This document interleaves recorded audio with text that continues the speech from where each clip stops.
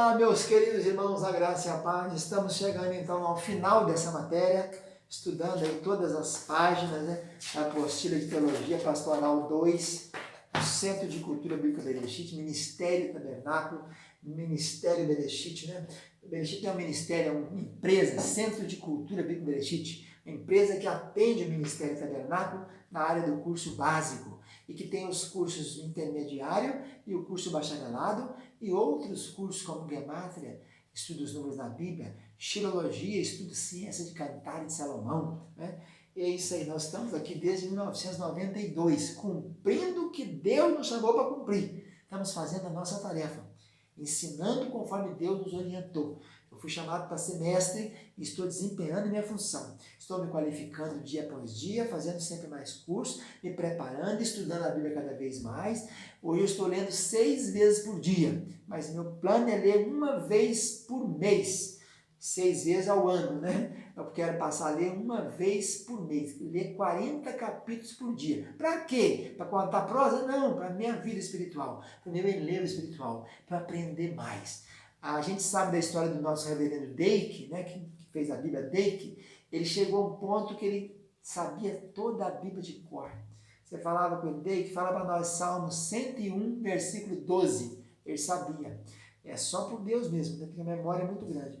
Eu quero estudar cada vez mais e gastar meus dias, assim que aposentado da aula de professores no estado de Minas Gerais, só estudando mais a Bíblia, falando da Bíblia, ministrando sobre a Bíblia, aprendendo, Nós estamos tantos anos, comecei a escrever em 78, os primeiros artigos que eu escrevi, e estamos até hoje, com mais de 52 anos, e ainda estamos aprendendo muito. Para ministrar uma aula dessa aqui, eu já escrevi, rabisquei, rasurei, pesquisei, para produzir alguma coisa digna que os irmãos possam aí assistir. Então, nossa matéria é a Teologia Pastoral 2, essa é a última aula dela, é do bloco 6, do último bloco do curso. Em agosto, agora, nós vamos começar uma nova etapa do primeiro bloco. Vamos começar a reiniciar, é sempre cíclico, Acabou o 6º período, volta o primeiro. Aí vai 1, 2, 3, 4, 5, 6. Quem acabou o período básico pode fazer o intermediário. Começa agora em agosto. Vamos ter o intermediário, que são mais 18 matérias diferentes, para acumular mais conhecimento. E depois que acabar o intermediário, pode fazer o bacharelado, que são mais 12 matérias para concluir a parte de estudos livres.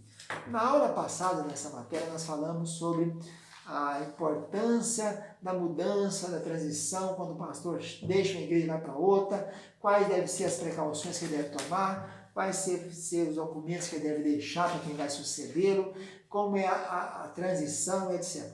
Hoje iremos falar de uma coisa importante para o pastorado, que é o exercício do púlpito, É a mensagem, o sermão. Essa é uma tarefa que o pastor precisa de concentrar nela. Ele tem que estudar, ele tem que ter alimento para as ovelhas. Ninguém vai ficar em igreja que não tem alimento.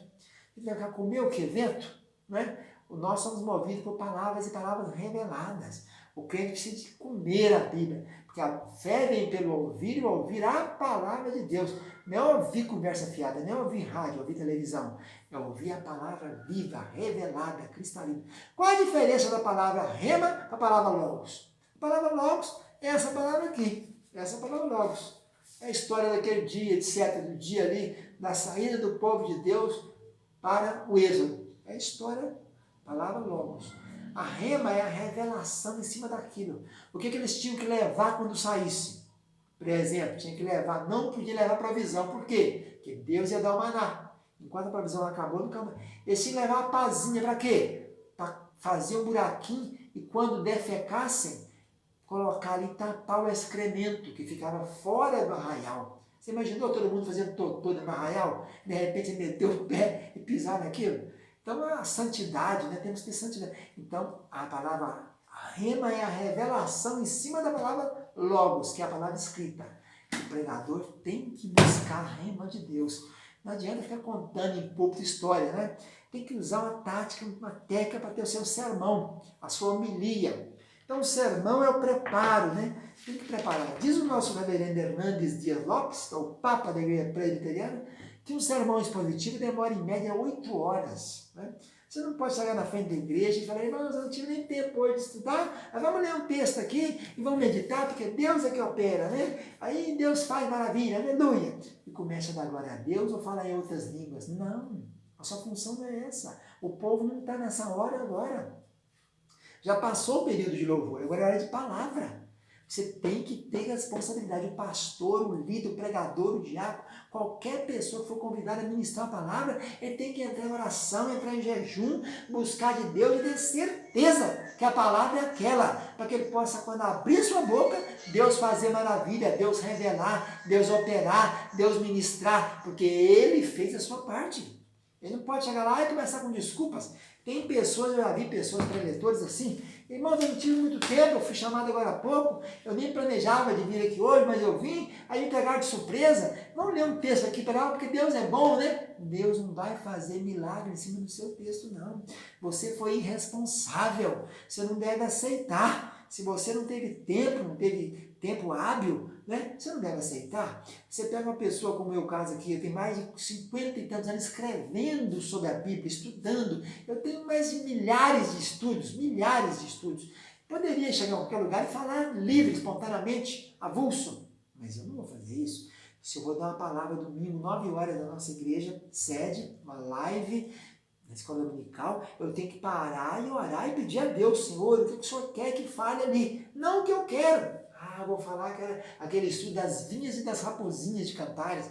Vou falar sobre as vinhas de Baal-Hamon. Vou falar sobre as bombas. Não, eu tenho que saber o que Deus quer que eu fale.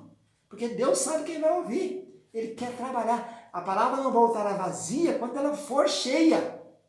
Aí a pessoa fica com essa, não, Deus é que faz a obra, basta eu chegar lá e abrir minha boca, abre a tua boca que eu te encherei. Sim, se você estiver cheio. Então você não vai ser, não vai passar. A minha palavra não voltará vazia, se ela saiu cheia.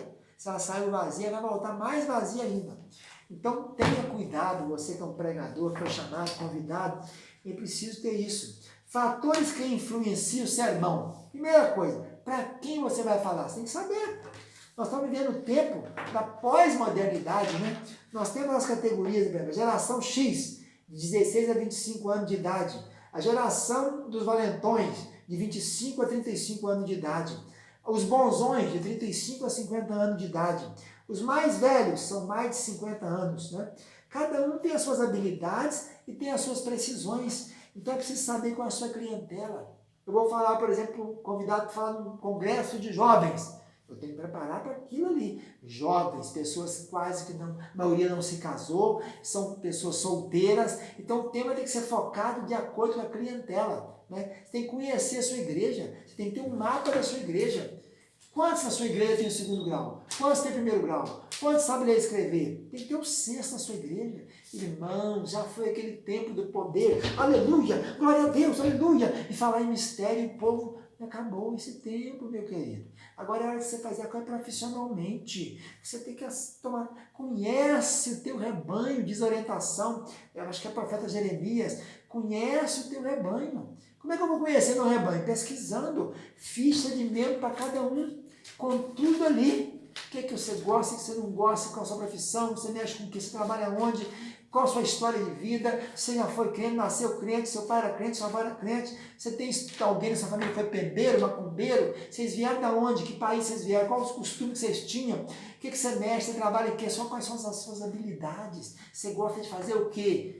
Você tem que saber tudo, você tem uma anamnese. Quando você vai no médico, ele faz um monte de pergunta que é a anamnese. É o que? O levantamento da sua vida, para saber o que vai te fazer, vai te receitar. O que você está sentindo? Está doendo alguma coisa? Está defecando bem? Está dormindo regularmente? Como é que você está? Está alimentando? O pastor tem que tomar pé da situação. Chegou na sua igreja, faça o levantamento rapidamente, ficha de todo mundo. Nós estamos no tempo da tecnologia. É todo mundo com seu zap, você tem que criar os grupos no zap e estar comunicando com todo mundo pelos grupos e conhecer cada um, qual a estrutura, que vai pegar uma mensagem, começa a citar hebraico e grego no meio da mensagem o tempo todinho. A clientela, tudo é 1º grau, não, é 4ª série. Ninguém passou de 4ª série. Começa a falar palavras difíceis, irmãos. Eu coloquei meu talebarte e fiquei completamente, a minha roupa me colocou com enxúndia. Quem que vai entender isso? Saber que talebarte é cinto e enxúndia é gordura. Como é que vai ser? Tem que falar a língua de quem está te ouvindo. Então é preciso segmentar as coisas, né? E usar toda a tecnologia que nós temos hoje, Facebook, Instagram, redes sociais, WhatsApp, Telegram, as teleconferências, programa, tudo, use tudo para o benefício da igreja. E planejar o ano inteiro, variedades, cada mês uma atividade, né? O sermão tem que ter começo, meio e fim. Não faça isso. Já vi gente começando a fazer leitura aqui, lê um textozinho sobre Davi e começa a falar da vida de Davi inteira. Irmãos, a vida de Davi é o homem mais citado na Bíblia, Davi. E se você começar a falar de Davi, só o nome de Davi já dá uma pregação. Só quem era filho, quem era o pai de Davi, Jessé, a família de Davi, é outra prédica. Então você começa a contar a história de Davi todinha, que Davi começou pequeno, ele era filho de irmão de Abinadab, e vai por aí, vai contando aqui tudo, e com isso aqui eu aprendo. Não faça isso. Faça o seu sermão, esboça o sermão. Vou falar hoje sobre o nome de Davi, quer dizer, amado, o homem segundo o coração de Deus. Por quê? Faça aquele levantamento e fale só disso. Pare de devagar, pare de ficar saindo do texto e falando coisas de outra maneira. Ou sermão temático ou sermão expositivo. Ou você sai explicando versículo por versículo, é o expositivo, ou põe um tema no sermão e fica dentro dele. Por favor, fique dentro do texto. Não é fique em casa não, da pandemia. Fique dentro do texto. Já é regra de exegese e hermenêutica. Então é isso aí. Você tem que ter o início, o meio e o apelo no final. Né? No final você arremata. Mas existem várias maneiras, tem estudos, né? Quando você vai fazer um estudo bíblico, você pode fazer mais comunicando com o pessoal, abrindo tela, modelo aluno, professor, é outra maneira de se fazer. Mas em todas essas maneiras, em tudo isso, precisamos de buscar a direção de Deus. Se vamos pregar, se vamos falar, se vamos comunicar a alguém, saibamos o que Deus quer falar para aquele povo. E não vai na sua experiência, eu já tenho experiência, não preciso saber o que Deus quer. Procure saber a direção de Deus e exerça com excelência o seu pastorado. E lembre-se, para encerrar, pastorear não é pregar, pastorear não é cantar, pastorear não é tocar guitarra, pastorear não é dirigir nem buscar membro de igreja. Pastorear é ter cuidado com o rebanho, pastoreio de ovelhas. Então, cuide das suas ovelhas, conheça o estado delas, zele por elas, saiba como elas estão passando. Isso é pastorear. Amém? Deus abençoe e fica na paz. Tchau, tchau.